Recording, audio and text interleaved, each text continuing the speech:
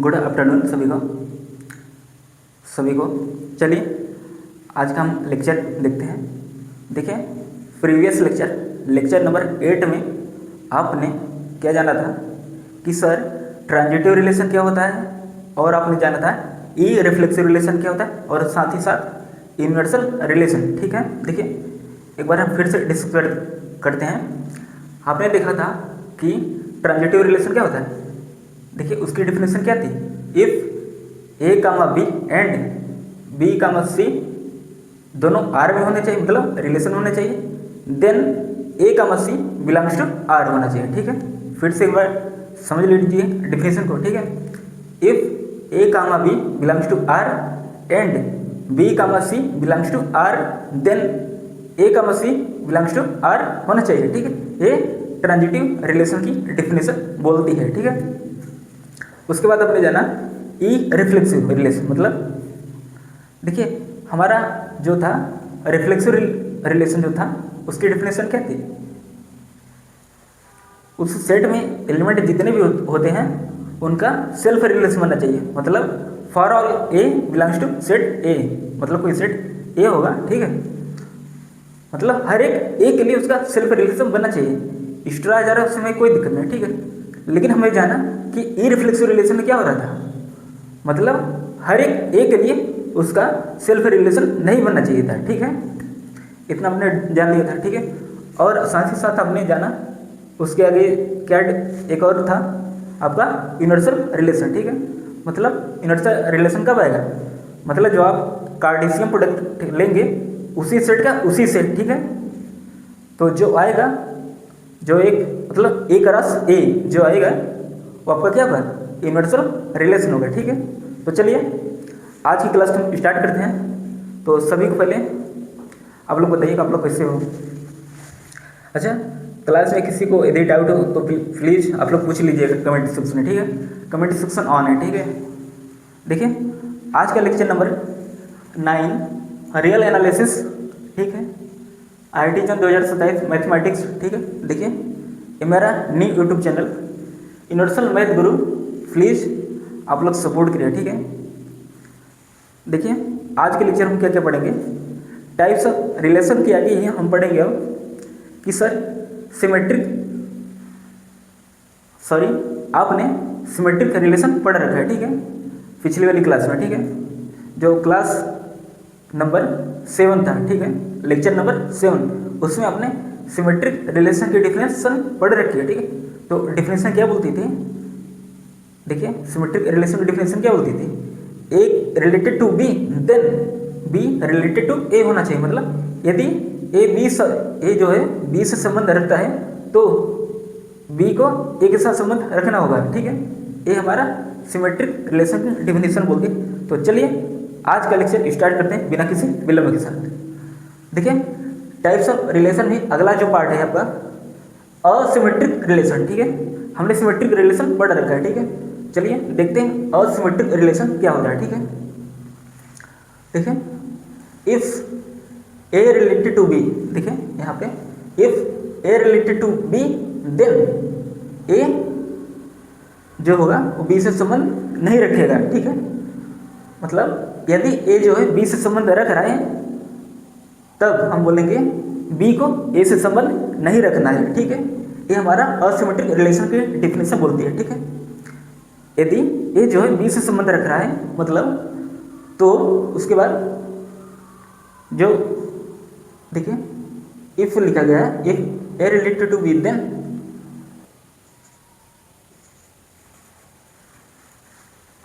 चलिए देखिए एक बार हम फिर से डेफिनेशन को समझेंगे। ठीक है, असिमेट्रिक रिलेशन में देखिए if A related to B, मतलब यदि ए जो है बी से संबंध रख रहा है तब हम बोलेंगे बी को ए से संबंध नहीं रखना है। ठीक है, मतलब यदि कोई बंदा ए है और किसी बंदी बी से संबंध रख रहा है तो जो उसकी बंदी होगी उसे संबंध नहीं रखेगी। ठीक है, ये हमारा असिमेट्रिक रिलेशन की डेफिनेशन होती है। मतलब यदि मैं किसी से रिलेशन रख रहा हूँ तब वो वाला मुझसे रिलेशन नहीं रखना चाहिए। ठीक है, ये असिमेट्रिक रिलेशन बोलते हैं। ठीक है, चलिए इसको एग्जाम्पल से समझते हैं। कोई सेट ए है, इसमें 3 एलिमेंट्स 1 2 3, देखिए इस सेट में 1 2 3 3 एलिमेंट्स दिए गए हैं। ठीक है, अब उसको करस्पॉन्डिंग में R1 R2 दे रखा है, तो हम चेक करेंगे R1 R2 असिमेट्रिक रिलेशन है या दोनों नहीं है। चलिए चेक करते हैं R1 हमारा कैसा रिलेशन है। ठीक है, 1, 2 और क्या दिया 2, 3। ठीक है, तो R1 को हम देखिए डिफरेंशियल के थ्रू समझेंगे। देखिए ये जो है बी से रिलेटेड रखा है, और सॉरी ये जो है बी से रिलेट रख रहा है, लेकिन बी को ए से रिलेटेड नहीं रखना चाहिए, मतलब बी को ए से रिलेशन नहीं रखना है। ठीक है, आई होप डिफिनेशन मैंने सही बोला था। चलिए देखिए 1, 2 है, तो क्या 2, 1 रख रहा है, नहीं रख रहा है ना। देखिए 2, 3 क्या 3, 2 रख रहा है, नहीं रख रहा है, इसलिए हमारा R1 जो होगा कैसा रिलेशन होगा, असिमेट्रिक रिलेशन। ठीक है, तो R1 हमारा असिमेट्रिक रिलेशन होगा। ठीक है, अच्छा क्या ये रिफ्लेक्सिव रिलेशन होगा। देखिए रिफ्लेक्सिव रिलेशन की डिफिनेशन क्या बोलती है, मतलब सारे एलिमेंट्स का सेल्फ रिलेशन होना चाहिए, मतलब 1 1 होना चाहिए, 2 2 होना चाहिए, 3 3 होना चाहिए। ठीक है, लेकिन मैंने देखा सर कि इसमें तो है ही नहीं, तो इसलिए हमारा जो R1 होगा वो रिफ्लेक्सिव रिलेशन नहीं होगा। ठीक है, अच्छा क्या ये सिमेट्रिक रिलेशन है। चलिए चेक करते हैं सिमेट्रिक रिलेशन की डिफिनेशन क्या बोलती थी। यदि ए जो बी से रिलेटेड रखा है, तब बी को ए से रिलेटेड रखना पड़ेगा, मतलब बी को भी ए से संबंध रखना पड़ेगा। ठीक है, इसलिए हमारा जो देखिए 1, 2 लेकिन 2, 1 नहीं है, इसलिए हमारा जो R1 होगा वो सिमेट्रिक रिलेशन नहीं होगा। ठीक है, लेकिन असिमेट्रिक रिलेशन होगा। ठीक है, इतना चीज़ आपको क्लियर। देखिए हाँ ट्रांजिटिव देखेंगे, देखिए R1 का अब हम चेक करेंगे क्या ट्रांजिटिव रिलेशन बन पा रहा है। देखिए ट्रांजिटिव रिलेशन के लिए उसमें 3 ऑर्डर्ड पेयर की जरूरत पड़ती है, लेकिन इसमें तो है ही नहीं। ठीक है, मतलब 1 है 2 है और तीसरा नहीं है, इसलिए हम R1 को हम ट्रांजिटिव रिलेशन नहीं बोलेंगे। ठीक है, उसको यदि हमें चेक करना होता तो हमें 3 ऑर्डर्ड पेयर की जरूरत पड़ती है। ठीक है, इसलिए हम R1 को ट्रांजिटिव रिलेशन नहीं बोलेंगे। ठीक है, यदि यहाँ 3 ऑर्डर्ड पेयर मिल जाते तब उसके बाद हम चेक करते कि क्या वो हमारा ट्रांजिटिव रिलेशन है। ठीक है, इतना डन। देखिए R2 हमारा देखिए 1, 2 है और 2, 1 भी है। ठीक है, मतलब देखिए ए किसका डिफिनेशन को फॉलो कर रहा है, ए सिमेट्रिक रिलेशन की डिफिनेशन को फॉलो कर रहा है, मतलब R2 जो है हमारा वो सिमेट्रिक रिलेशन है। ठीक है, क्या असिमेट्रिक रिलेशन है। देखिए चेक करते हैं 1, 2 है तो 2, 1 ये तो मिल जा रहा है, ये तो संबंध रख रहा है। ठीक है, इसलिए हमारा जो R2 होगा वो असिमेट्रिक रिलेशन नहीं होगा। ठीक है, R2 हमारा नॉट असिमेट्रिक रिलेशन। ठीक है, इतना चीज़ आपको क्लियर हुआ। अब चलिए चेक करते हैं, सॉरी अब चलिए अगला डिफिनेशन, अगला टॉपिक जो है आपका एंटी सिमेट्रिक रिलेशन। क्या है, एंटी सिमेट्रिक रिलेशन। ठीक है, देखिए इसका डिफिनेशन पढ़िए। If A, B belongs to R and B, A belongs to R, then A equal B, मतलब यदि A, B belongs to R मतलब रिलेशन में है and B, A belongs to R वो भी रिलेशन में है, तब हम बोल पाएंगे A equal B होना चाहिए। ठीक है, तो चलिए चेक करते हैं R1 क्या हमारा एंटी सिमेट्रिक रिलेशन है। चलिए देखिए कोई सेट A दे रखा है, हम उसी को करस्पॉन्डिंग R1 R2 लिए हैं। ठीक है, R3 भी ले सकते हैं ऐसे। देखिए कल की क्लास जो होगी, लेक्चर नंबर आपका जो होगा 10, उसमें हम चर्चा करेंगे number of relation, number of reflexive relation कितने होंगे, नंबर ऑफ इरिफ्लेक्सिव रिलेशन कितने होंगे, नंबर ऑफ ट्रांजिटिव रिलेशन कितने होंगे। ठीक है, तो जो अगला आएगा आपका लेक्चर नंबर 10 वो बहुत इंपॉर्टेंट है। ठीक है, चलिए उसी से हम चेक करते हैं मतलब कितने R1 R2 R3 बनेंगे। ठीक है, ठीक है, इतना डन होगा आपका।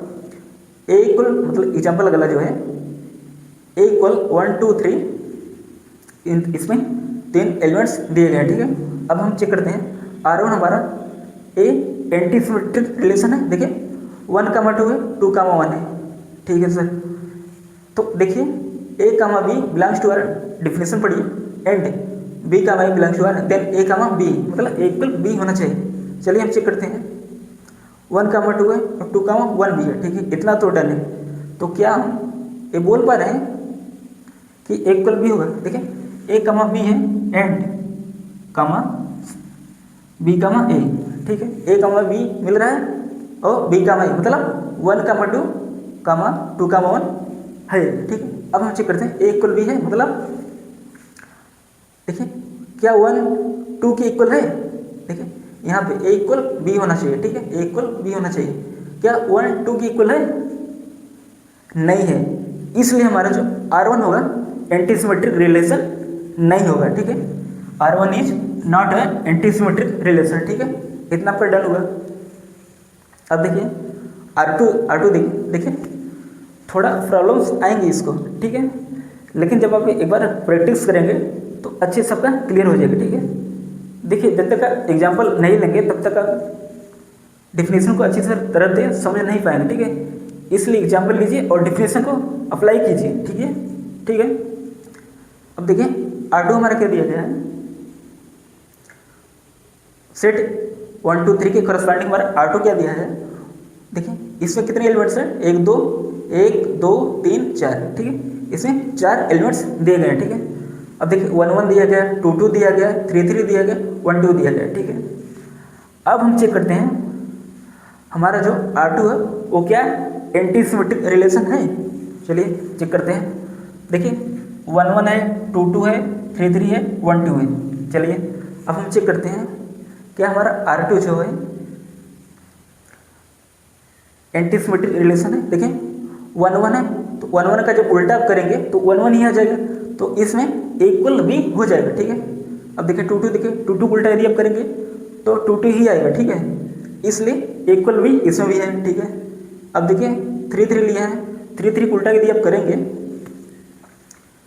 3, 3 उल्टा यदि आप करेंगे तो क्या आएगा? वही आएगा, ठीक है, मतलब 3, 3। अब देखिए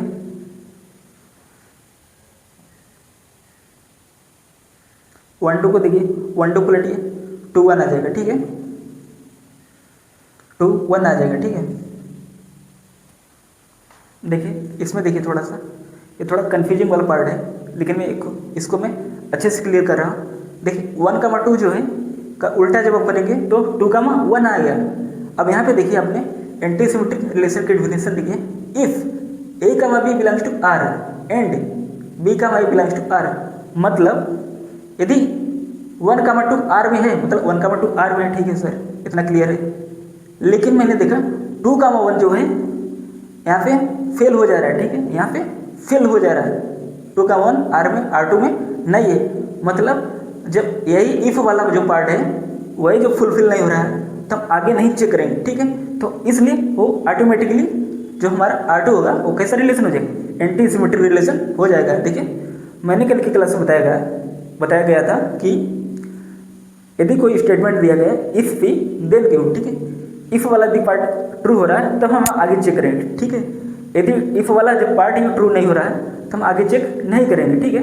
यदि ट्रू हो जाता तो हम चेक कर दें, ट्रू नहीं हो रहा तो हम चेक नहीं करें, तो हम उसको ऑटोमेटिक बोल देंगे कि मतलब वो ऑब्वियस है। क्या है? ऑब्वियस है, मतलब हमारा R2 क्या है? एंटी सिमेट्रिक रिलेशन है, ठीक है। अच्छा R2 हमारा इसलिए हमारा ए एंटी सिमेट्रिक रिलेशन है, ठीक है। अच्छा अब हम चेक करते हैं जो R2 हमारा और रिफ्लेक्सिव रिलेशन है। देखिए 1, 1 है, 2, 2 है, 3, 3, मतलब इन तीनों एलिमेंट्स का सेल्फ रिलेशन बन पा रहा है, इसलिए हमारा जो R2 होगा वो कैसा रिलेशन होगा? रिफ्लेक्सिव रिलेशन, ठीक है। क्या? रिफ्लेक्सिव रिलेशन, क्या? रिफ्लेक्सिव रिलेशन, ठीक है। R2 हमारा क्या? Reflexive relation. अच्छा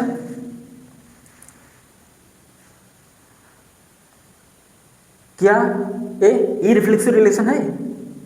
क्या ये ई रिफ्लेक्सिव रिलेशन है? देखिए ई रिफ्लेक्सिव रिलेशन क्या बोलता है, मतलब उस सेट में जितने भी एलिमेंट्स रहेंगे उनका सेल्फ रिलेशन नहीं बनना चाहिए, ठीक है, लेकिन यहाँ पे बन रहा है, इसलिए हमारा ये जो है ई रिफ्लेक्सिव रिलेशन नहीं होगा, ठीक है।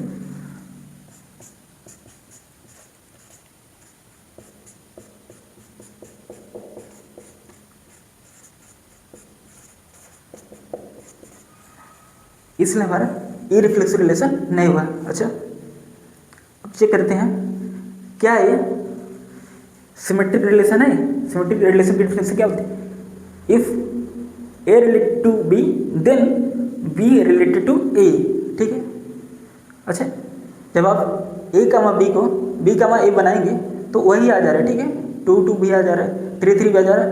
यदि आप 1 2 को जब आप घुमाएंगे तो 2 1 नहीं आ रहा है। ठीक है, 2 1 नहीं आ रहा, 1 2 को उल्टा क्या होगा 2 1। ठीक है, इसलिए हमारा जो R2 हो वो सिमेट्रिक रिलेशन नहीं है। ठीक है,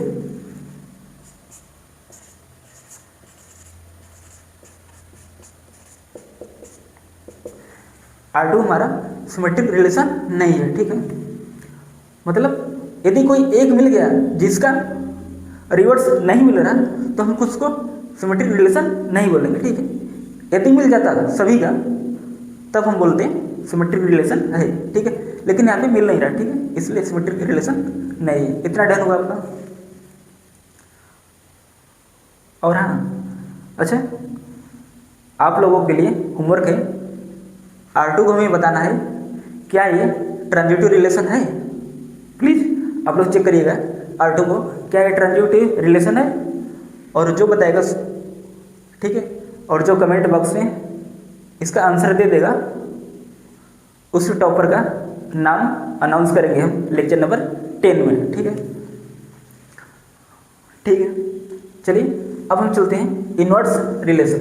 जो अगला पार्ट है आपका इनवर्स रिलेशन। ठीक है, देखिए रिलेशन की डिफिनेशन क्या बोलती थी पहले, कोई मतलब R है A टू B, मतलब A से B पर जा रहा है, मतलब A से B पर परिभाषित है, मतलब A से B पर डिफाइंड है। ठीक है, अब उसका उल्टा मतलब इनवर्स का मतलब क्या होता है, उल्टा है। ठीक है, जैसे अभी मेरा यहाँ पे मोड़ है। ठीक है, यदि आप पलट देंगे तो पैर आ जाएगा, मोड़ नीचे चला जाएगा। ठीक है, अब देखिए इनवर्स रिलेशन मतलब अब जो होगा वो B से A होगा। क्या, B से A मतलब B टू A। ठीक है, अब यहाँ पे देखिए definition such that inverse relation देखिए R inverse such that B to A मतलब B से A पर परिभाषित है। ठीक है, चलिए हम इसका नोटेशन लिख दे रहे हैं। Such that A belongs to set A, B belongs to set B। चलिए अब हम डिफिनेशन को पढ़ते हैं एक बार फिर से। Inverse relation R inverse such that B to A मतलब B से A पर परिभाषित हो रहा है। ठीक है, चलिए हम एक एग्जांपल से चेक करते हैं। मान लेते हैं कोई सेट A है जिसमें एलिमेंट्स दिया गया 1, 2 और दूसरा कोई सेट B है, एलिमेंट्स दिया गया है जिसमें 3, 4। यदि आप एक राशि भी निकालेंगे, ठीक है, अब देखिए एक राशि कैसे निकलेगा, मैंने बताया था। देखिए 1 का 3 के साथ, 1 का 4 के साथ, 2 का 3 के साथ, 2 का 4 के साथ, ये जितने भी आउटवर्ड पेयर आएंगे एक राशि B में वो आपका क्या होगा, कार्टेशियन प्रोडक्ट होगा। ठीक है, इतना चीज़ आपको क्लियर।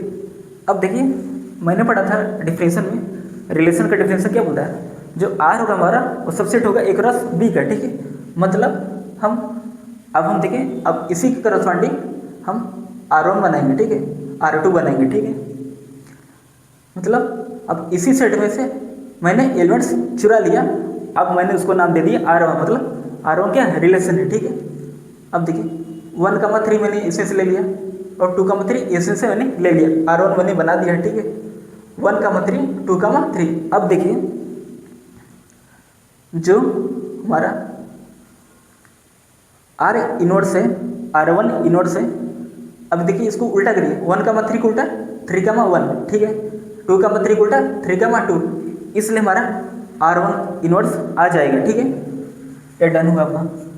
अब देखिए R2 देखिए 1 का ओवर 4 मैंने यहाँ से लिया, 1, 3 मैंने यहाँ से लिया। ठीक है, अब R2 का यदि आप इनवर्स निकालेंगे तो 1, 4 का क्या हो जाएगा, 4, 1 हो जाएगा। ठीक है, 1, 3 का क्या हो जाएगा, 3, 1 हो जाएगा। ठीक है, इतना चीज़ आपको क्लियर होगा, इसलिए हमारा R2 इनवर्स आ जाएगा। ठीक है, इतना चीज़ आपको क्लियर होगा। चलिए इसको एक और एग्जाम्पल से समझते हैं हम। मान लेते हैं एग्जाम्पल दूसरा दिया गया है, if A equal A comma B दिया गया, ठीक है, एंड बी इक्वल 1,2 दिया गया, ठीक है। एक राशि निकालेंगे हम, देखिए हमें सेट ए दिया गया ना, सेट बी दिया गया, ठीक है। अब हम एक राशि निकालेंगे तो ए का 1 के साथ क्या होगा, ए का 1 के साथ, ए का 2 के साथ, अब देखिए बी का 1 के साथ, बी का 1 के साथ और बी का 2 के साथ। ये आपका क्या है, एक रस पी जिसको हम कार्टेशियन प्रोडक्ट बोलते हैं, ठीक है। इतना चीज़ आपको क्लियर हुआ। अब मान लेते हैं हम इसी में सब चुराएंगे एलिमेंट्स, अब हम उसको क्या नाम देंगे, R1, ठीक है, या आप R भी नाम दे सकते हैं, ठीक है। चलिए R इक्वल A, 1, B, 2 कोष्टक बंद। अब देखिए हम इसका R इनवर्स फाइंड करेंगे तो R इनवर्स क्या आ जाएगा आपका 1, A, कोष्टक बंद रहेगा 1, A, B, 2, B, 2 है तो इसका जब उल्टा आप करेंगे तो 2, B हो जाएगा, ठीक है। तो R इनवर्स हमारा आ गया, ठीक है। इतना चीज़ आपको क्लियर होगा। देखिए आई होप आपको इनवर्स रिलेशन समझ में आ गया होगा, ठीक है। चलिए अब देखिए ये आपका रियल एनालिसिस का लेक्चर नंबर 9 है, ठीक है। अच्छा देखिए अभी तक आपने क्या क्या पढ़ा टाइप्स ऑफ रिलेशन में। देखिए आपका जो पहला रिलेशन था जिसको हमने रिफ्लेक्सिव रिलेशन बोला था, ये पहला रिलेशन। दूसरा रिलेशन था आपका सिमेट्रिक रिलेशन था, ठीक है। और तीसरा आपका रिलेशन क्या था बताइए, ट्रांजिटिव रिलेशन। और आपने पढ़ा था यदि ये तीनों चीज़ें ट्रू हो गई तब हम जो आएगा अगला टॉपिक हम उसको इक्विवेलेंस रिलेशन बोल देंगे, ठीक है। मतलब symmetric relation, transitive relation, reflexive relation, यदि ये तीनों चीज़ें ट्रू है तब हम उसको बोलेंगे इक्विवेलेंस रिलेशन, ठीक है। इतना चीज़ आपको क्लियर हुआ। और आपने जाना था आइडेंटिटी रिलेशन क्या होता है, ठीक है। उसके बाद आपने जाना आज की क्लास में आपने जाना असिमेट्रिक रिलेशन क्या होता है, एंटी सिमेट्रिक रिलेशन क्या होता है, ठीक है। इतना चीज़ आपको डन है। अच्छा हाँ देखिए एक मैंने नोट नहीं लिखवाया, आप लोग लिख लीजिएगा प्लीज़। देखिए जो इम्पटी सेट होता है और अथवा जो आपका यूनिवर्सल रिलेशन होता है उसको हम बोलते हैं ट्रिवियल रिलेशन। क्या, ट्रिवियल रिलेशन, ठीक है। चलिए मैं लिखवा देता हूँ थोड़ा सा। देखिए जो फाई है अथवा एक राशि आपने जो कल पढ़ा था फाई हो अथवा, इसलिए यहाँ पे और लिखा गया, ठीक है। एक राशि ए, ठीक है, फाई हो अथवा एक राशि ए, उसको हम क्या बोलेंगे, ट्रिवियल रिलेशन। क्या बोलेंगे, ट्रिवियल रिलेशन, ठीक है।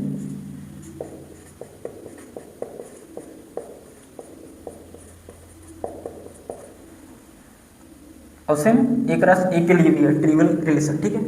फाई हो अथवा एक राशि हम उसको क्या बोलेंगे, ट्रिवियल रिलेशन, मतलब तुच्छ संबंध। ट्रिवियल को हम बोलते हैं तुच्छ संबंध, ठीक है। इतना चीज़ आपको क्लियर हुआ। देखिए और आपकी आज आपने क्या पढ़ा, इनवर्स रिलेशन, ठीक है। ये चीज़ आपको क्लियर हो गई, इतना डन है। अभी देखिए मैंने रिलेशन में क्या क्या कवर कर लिया है। देखिए रिलेशन की डिफिनेशन मैंने जान लिया है, टाइप्स ऑफ रिलेशन जान लिया है, ठीक है। और टाइप्स ऑफ रिलेशन में मैंने कितना चीज़ें पढ़ा दिया, रिफ्लेक्सिव, ट्रांजिटिव, सिमेट्रिक, ठीक है, anti symmetric, asymmetric, identity relation, ठीक है, यूनिवर्सल रिलेशन, ठीक है। इतना चीज़ें आपने पढ़ लिया है। और हाँ प्लीज़ आप लोग मेरे टेलीग्राम चैनल को ज्वाइन कर लीजिए और साथ ही साथ व्हाट्सएप चैनल को भी ज्वाइन कर लीजिए, डिस्क्रिप्शन में लिंक दिया गया है, ठीक है। अच्छा चलिए आज की क्लास को हम फिर से एक बार समराइज करते हैं कि आज की क्लास में मैंने क्या क्या पढ़ा। देखिए सबसे पहले आज आपने पढ़ा असिमेट्रिक रिलेशन क्या होता है एक बार हम फिर से पढ़ लेते हैं। If A related to B then B को ए से रिलेटेड नहीं होना है, ठीक है। यहाँ पे देखिए एग्जांपल, सेट ए है कोई 1 2 3 दिया गया है। अब उसी के करस्पॉन्डिंग हमने R1 लिया है, 1, 2, 2, 3 है। अब देखिए 1, 2 को यदि आप उल्टा करें तो 2, 1 नहीं आ रहा है, इसलिए मतलब ए यदि बी से संबंध रख रहा है तो बी को ए से संबंध नहीं रखना है, ठीक है। इसलिए 1, 2 आ रहा है, 2, 1 नहीं है, 2, 3 रहा है, 3, 2 नहीं है, ठीक है। इसलिए हमारा जो R1 होगा वो असिमेट्रिक रिलेशन होगा, ठीक है। लेकिन जो हमारा R2 है 1, 2, 2, 1 आ जा रहा है, ठीक। इसलिए उसमें बोला गया था a related to B then b does not a related to a, ठीक है। इतना चीज़ आपको क्लियर हो। इसलिए हमारा R2 जो होगा वो असिमेट्रिक रिलेशन नहीं होगा, ठीक है। अब देखिए एंटी सिमेट्रिक रिलेशन, ठीक है। If A comma B belongs to R and B comma A belongs to R then A equal B, मतलब ए को बी के इक्वल होना पड़ेगा, ठीक है। कोई सेट ए है मान लेते हैं एग्जांपल में 1 2 3 दिया है, ठीक है। उसके करस्पॉन्डिंग में R1 दिया है 1, 2 और 2, 1 दिया गया है, ठीक है। अब देखिए उसमें बोला गया था if A comma B belongs to R and B comma A belongs to R then, मतलब तब हम उसको बोलेंगे ए को बी को इक्वल होना पड़ेगा, मतलब ए इक्वल बी, ठीक है। इतना चीज़ आपको क्लियर होगा। अब देखिए 1, 2 का उल्टा जवाब करेंगे 2, 1 मिल पा रहा है, लेकिन मैंने देखा सर 1 और 2 इक्वल नहीं है, मतलब देखिए ए कामा बी और बी कामा ए मिल रहा है, लेकिन ए इक्वल बी नहीं है, ए इक्वल बी नहीं है, मतलब 1 जो है वो 2 की इक्वल नहीं है। इसलिए ए कैसा रिलेशन है, एंटी सिमेट्रिक रिलेशन नहीं है, ठीक है। R1 हमारा एंटी सिमेट्रिक रिलेशन नहीं है, ठीक है सर। अब देखिए R2 देखिए 1, 1, 2, 2, 3, 3, 1, 2 इतना दिया गया है, ठीक है सर। अब देखिए क्या है हमारा R2 जो वो एंटी सिमेट्रिक रिलेशन नहीं, देखिए 1, 1 है, 2, 2 है, 3, 3 है, लेकिन मैंने देखा सर 1, 2 जो है वो 2, 1 नहीं बन पा रहा है, तो यहाँ पे वो डिफिनेशन को ही फॉल्ट कर गया, ठीक है। इसलिए जो है R2 हमारा वो anti symmetric relation automatically done है, ठीक है। इतना चीज़ आपको क्लियर होगा। मतलब जब भी इफ वाला पार्ट जब क्या होता है आपका फेल हो जाए तब हम बोलेंगे एक ऐसा रिलेशन है एंटी सिमेट्रिक रिलेशन है, ठीक है। मतलब जैसे देखिए जब आप ग्रुप थ्योरी पढ़ेंगे स्टेटमेंट, तो जब आप एक स्टेटमेंट पढ़ेंगे इफ पी देन की, मतलब यदि ऐसा होगा तब ऐसा होगा, जब ऐसा हो ही नहीं रहा है तब आगे की तो बात ही नहीं करेंगे, ठीक है। इसलिए ये मतलब ऑब्वियस है, मतलब ये तो होगा ही होगा, ठीक है। इसलिए हमारा जो R2 है वो कैसा रिलेशन है, एंटी सिमेट्रिक रिलेशन है, ठीक है। अच्छा मैंने चेक किया अभी क्या रिफ्लेक्सिव रिलेशन है। रिफ्लेक्सिव रिलेशन के लिए ये 3 एलिमेंट्स है और तीनों का सेल्फ रिलेशन दिया गया, 1, 1 दिया गया, 2, 2 दिया गया, 3, 3 दिया है, ठीक है।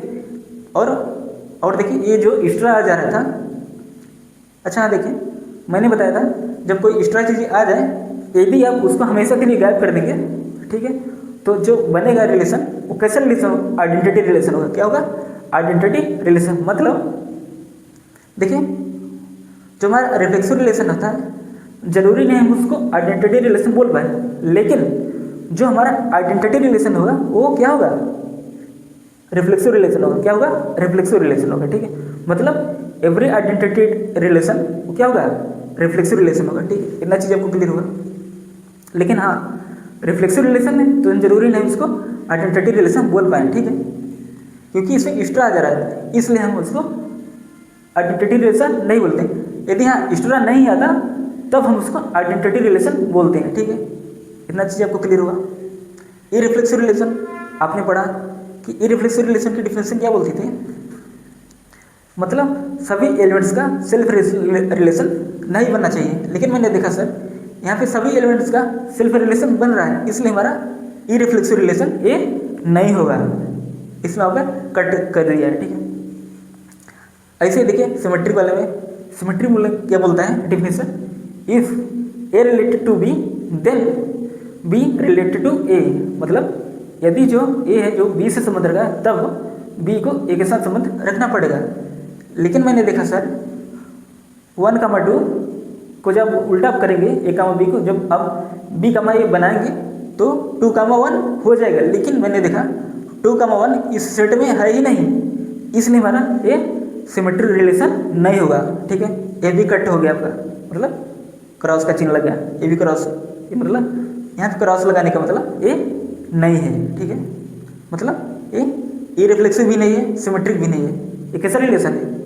Only reflexive relation. अच्छा, आप लोग को मैंने होमवर्क दिया, आपको बताना है क्या ये ट्रांजिटिव रिलेशन होगा। ठीक है, आप लोग प्लीज़ कमेंट करिएगा। ठीक है, और हाँ, साथ ही साथ मेरे इस यूट्यूब चैनल यूनिवर्सल मैथ गुरु को प्लीज़ आप लोग सपोर्ट करिए एंड सब्सक्राइब। ठीक है, अच्छा आप बताइए कौन कौन क्रेज का गाना सुनेगा? एक बार जल्दी से कमेंट सेक्शन में पूरा फुल कर दीजिए उस गाने की, उस गाने को लिखना है। ठीक है, कमेंट सेक्शन में उस गाने को लिखना है। ठीक है, ये आपका दूसरा होमवर्क है। ठीक है,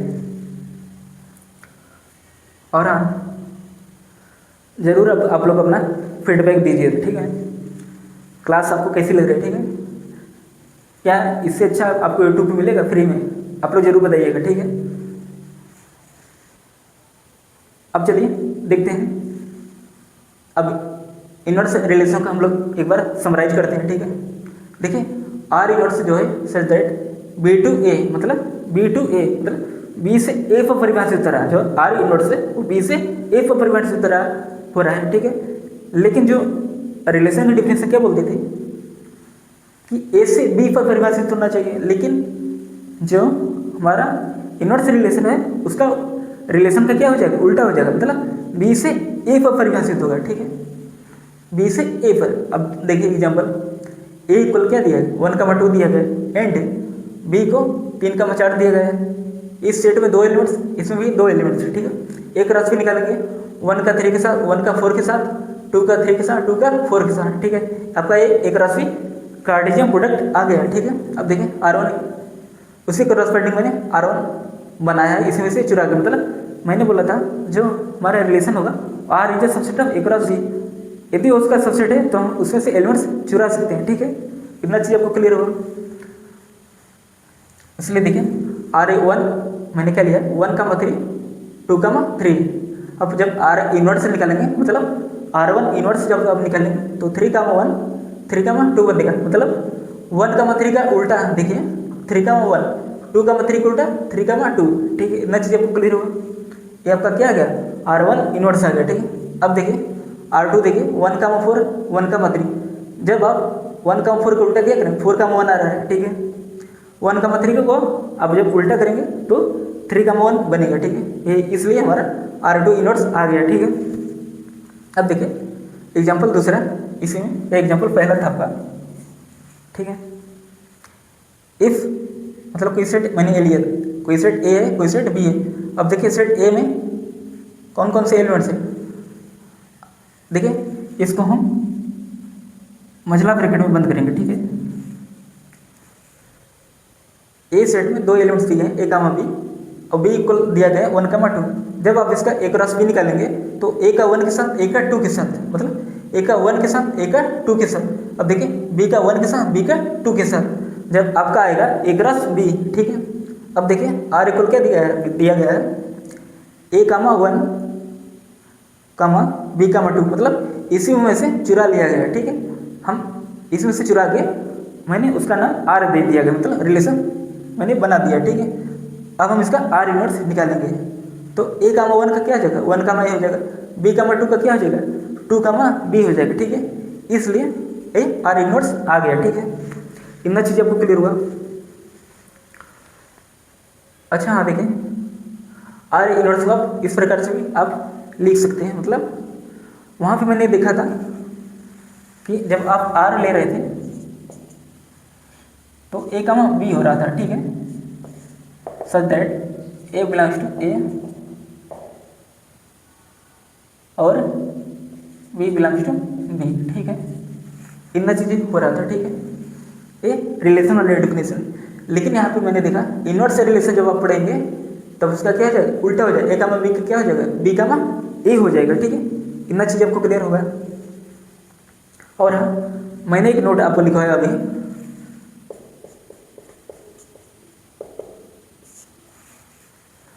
यहाँ पे देखिए, जो फाई होगा आपको, फाई को हम क्या बोलेंगे, ट्रिवियल रिलेशन, और जो हमारा यूनिवर्सल रिलेशन होगा उसको भी हम ट्रिवियल रिलेशन बोलेंगे। देखिए जो यूनिवर्सल रिलेशन होता है हमारा, उसी सेट का क्या होता है, कार्टेशियन प्रोडक्ट, मतलब कोई सेट ए है तो उसी का सेट ए से ही एक क्रॉस से निकालेंगे, जो आएगा आपका वो क्या होगा, यूनिवर्सल रिलेशन होगा। ठीक है, तो नल सेट जिसको हम एम्प्टी सेट बोलते हैं, अथवा एक राशि को हम क्या बोलेंगे, ट्रिवियल रिलेशन है। ठीक है, ये कई बार एग्जाम में आता है, देखिए, हालांकि एग्जाम में बहुत रेयर चांसेस हैं कि आए। ठीक है, और हाँ जैसे क्लास 12th हो गया, 11th हो गया, तो इसमें पूछा जाता है, ठीक है, कि एक कैसा रिलेशन है, ऑप्शन दिया रहेगा। ठीक है, मतलब देखिए जो आपने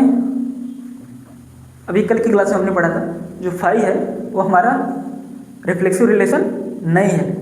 ठीक है, इतना चीज़ आपको डन हुआ। और हाँ, आप लोगों का एक और होमवर्क है, एक राशि को आप बताएंगे क्या ये इक्विवेलेंस रिलेशन है। इक्विवेलेंस रिलेशन के लिए आपको 3 चीज़ें चेक करनी है। पहला है रिफ्लेक्सिव, दूसरा है सिमेट्रिक, तीसरा है ट्रांजिटिव रिलेशन। ठीक है, ये 3 चीज़ें आप चेक करेंगे। कोई एग्जाम्पल ले लीजिएगा, ठीक है, आप लोग चेक करिएगा क्या ये हमारा एक राशि इक्विवेलेंस रिलेशन बन पा रहा है। प्लीज़ आप लोग ट्राई करिएगा, ठीक है, नहीं तो हम इसका सोल्यूशन प्रोवाइड करवाएंगे। ठीक है, और हाँ, जिससे भी सॉल्व हो जाएगा वो तुरंत इसका सोल्यूशन भेजिएगा मेरे टेलीग्राम या तो व्हाट्सएप चैनल पर। ठीक है, देखिए, आई होप आज का क्लास अच्छा लगा होगा। देखिए, तो कल हम लेक्चर नंबर 10 करेंगे। लेक्चर नंबर 10 में हम क्या जानेंगे, ठीक है, देखिए, कल की क्लास लेक्चर नंबर 10 में आप पढ़ेंगे नंबर ऑफ रिलेशन क्या होता है, मतलब नंबर ऑफ रिलेशन कितने बनेंगे, नंबर ऑफ रिफ्लेक्सिव रिलेशन कितने बनेंगे, नंबर ऑफ ट्रांजिटिव रिलेशन कितने बनेंगे, number of antisymmetric relation, number of asymmetric relation कितने बनेंगे। ठीक है, तो कल की क्लास में हम डिस्कस करेंगे इतना। तब तक के लिए आपसे हम विदा लेते हैं। ठीक है, तो चलिए मिलते हैं कल की क्लास में। ठीक है, बाय बाय, टेक केयर।